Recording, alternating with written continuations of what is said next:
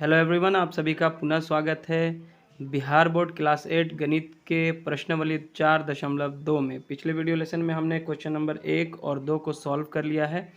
आज हम question number 3 और 4 को सॉल्व करेंगे। तो क्वेश्चन नंबर 3 को देखते हैं। विभूति द्वारा गणित की 6 माहों की मासिक जांच परीक्षा के प्राप्तांक निम्नानुसार है।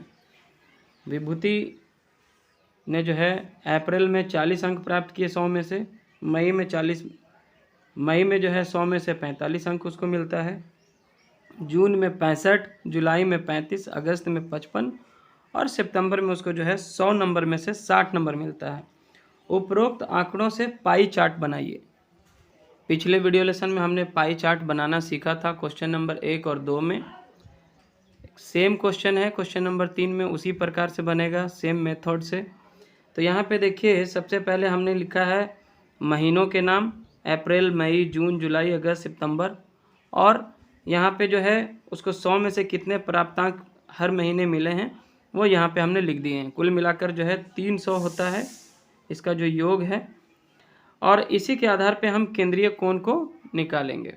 तो अप्रैल में अगर देखा जाए तो कुल जो योग है 300 में से 40 है अप्रैल में, तो हो जाएगा 40/300 और गुना करना होगा। चूँकि पाई चार्ट जो है वो वृत्ताकार होता है और वृत्त के सभी केंद्रीय कोणों को अगर जोड़ा जाता है तो केंद्रीय कोणों का योग जो है वो 360 डिग्री होता है। तो इसमें हम 360 से अगर गुना कर देंगे तो हमें 360 में से इसका भाग कितना होगा, इसका कितना हिस्सा होगा वो पता चल जाएगा। तो यहाँ पे देखिए आपको करना क्या है, एक ज़ीरो यहाँ से कट गया, एक ज़ीरो यहाँ से और एक ज़ीरो यहाँ से कट गया ऊपर नीचे।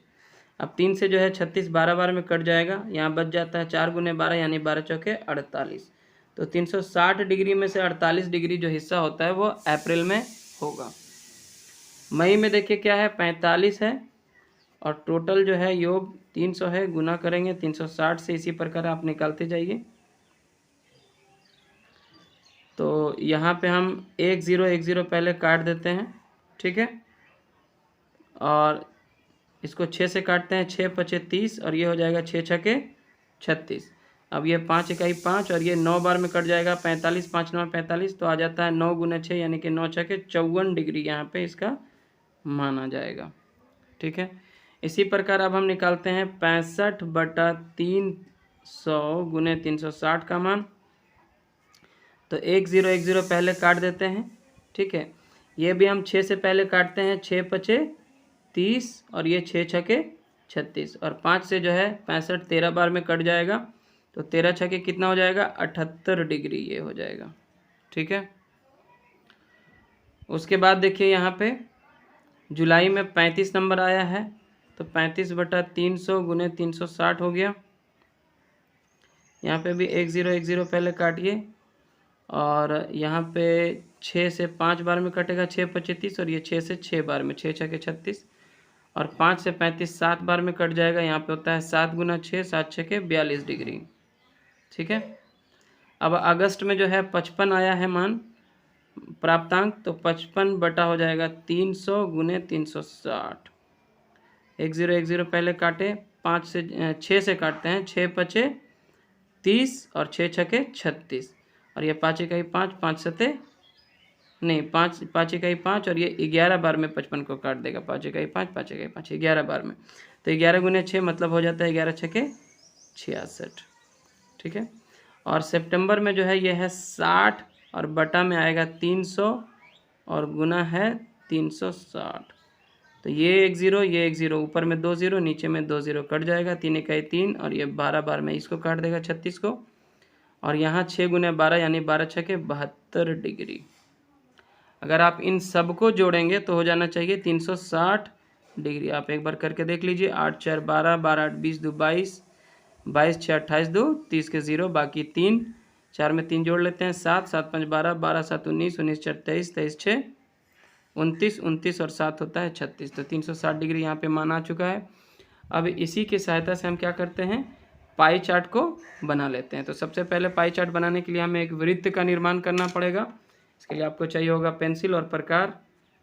तो इस तरह से हम कहीं पे एक केंद्र ले लेते हैं, मान लिया जाए यहीं पे ले लिए हैं तो ले लिए हैं, अब यहाँ से हमने एक वृत्त खींच लेना है, बना लेना है।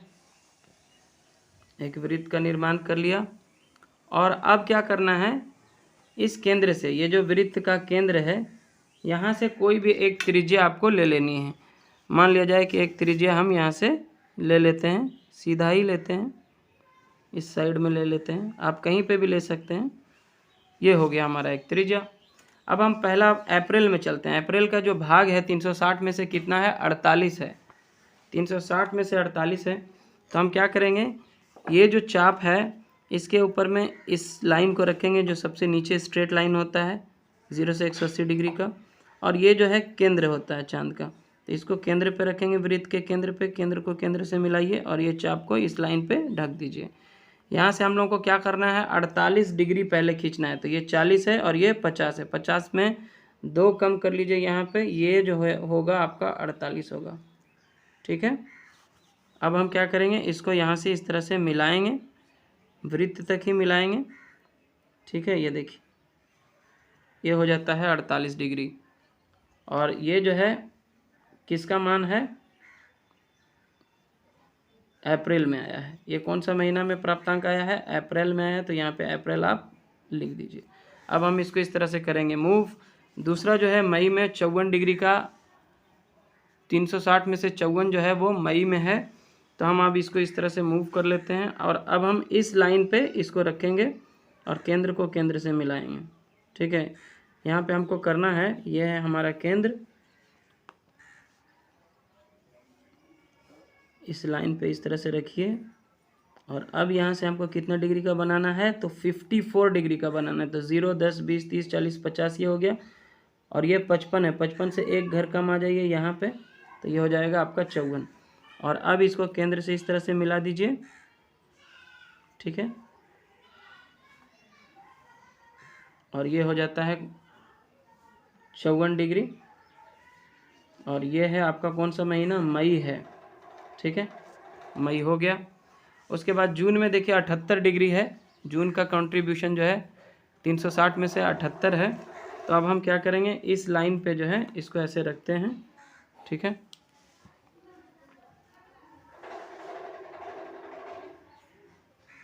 केंद्र को केंद्र से मिलाते हैं और त्रिज्या जो है बिल्कुल इस स्ट्रेट लाइन पे आनी चाहिए। यहाँ से 78 डिग्री पे चलते हैं हम लोग। ये हो गया 70 और ये 75, 75 ये है, 76, 77, 78 डिग्री यहाँ पे आता है। ठीक है, तो यहाँ पे इस तरह से करके अब इसको केंद्र से मिला देते हैं।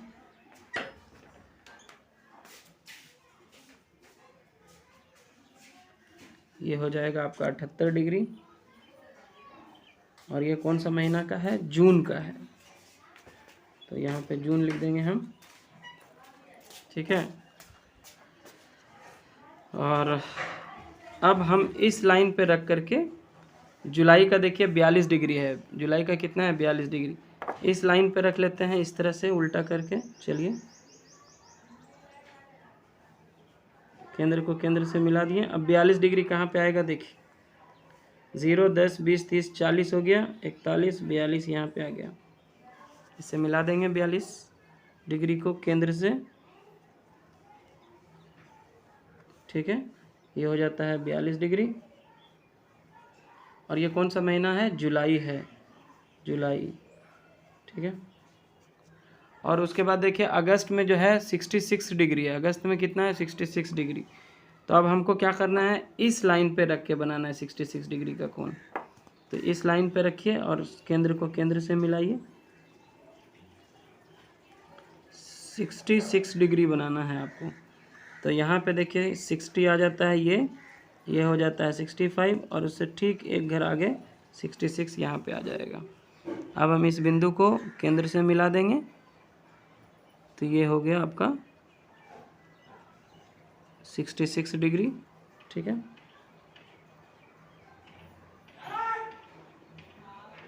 सिक्सटी 66 डिग्री हो गया। और यह है आपका अगस्त, क्या है, अगस्त है। और ये जो बच गया है ये आपका ऑटोमेटिकली अब उतना ही बचेगा, 72 डिग्री, तो लास्ट की डाटा है। इसमें आपको सितंबर लिख देना होगा, सितंबर। ठीक है, तो इस तरह से हमने जो है इस पाई चार्ट को कर लिया है यहाँ पे कंप्लीट। और आई होप कि आपने इसे अच्छे से समझ लिया होगा किस तरह से हम केंद्रीय कोण को कैलकुलेट करते हैं, और केंद्रीय कोण को कैलकुलेट करने के बाद किस तरह से एक वृत्त का निर्माण करके हम उसमें एज दिए गए कोणों के हिसाब से जो है कोण बना कर इस वृत्त को हम इस तरह से अब एकदम मीनिंगफुल दिखा देते हैं कि सबसे ज़्यादा जो है भाग किसके पास है। तो अगर डेटा के हिसाब से देखें तो सबसे ज़्यादा भाग जो है वो है जून के पास। किसके पास है? जून के पास है। देखिए जून में जो है सबसे ज़्यादा प्राप्तांक आया है उसको। तो यहाँ पे जो सबसे बड़ा हिस्सा होगा वो जून का होगा। आप देख के ही समझिए ये सबसे बड़ा हिस्सा किसका है? जून का है। इस प्रकार से हम पाई चार्ट का निर्माण कर सकते हैं। अब हम बढ़ते हैं क्वेश्चन नंबर 4 की ओर। तो अब हम क्वेश्चन नंबर 4 को पढ़ते हैं। देखिए क्वेश्चन नंबर 4 में क्या है।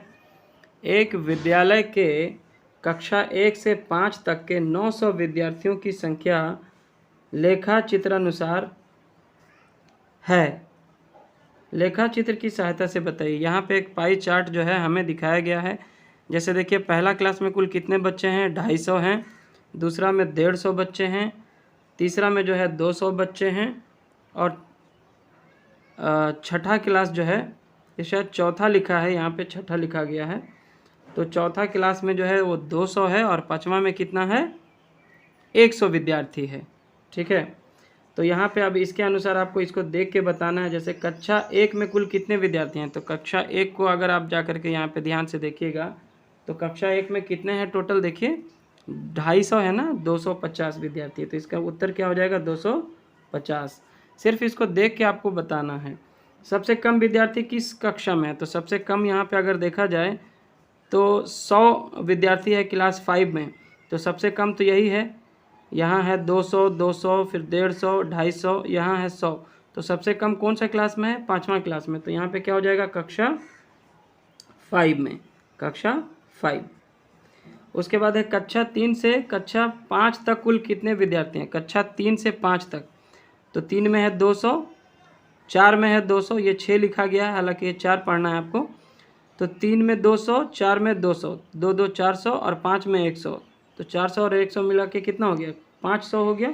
तो 3 से 5 तक में कुल कितने विद्यार्थी हैं? 500 विद्यार्थी। कितने? 500 विद्यार्थी हैं।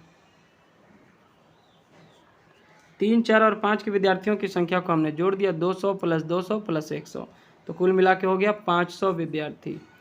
और इसी के साथ ये जो प्रश्नावली है यहाँ पे हो जाता है पूरा।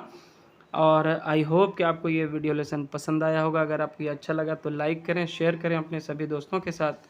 चैनल पे नए हैं तो सब्सक्राइब ज़रूर करें। Thanks for watching.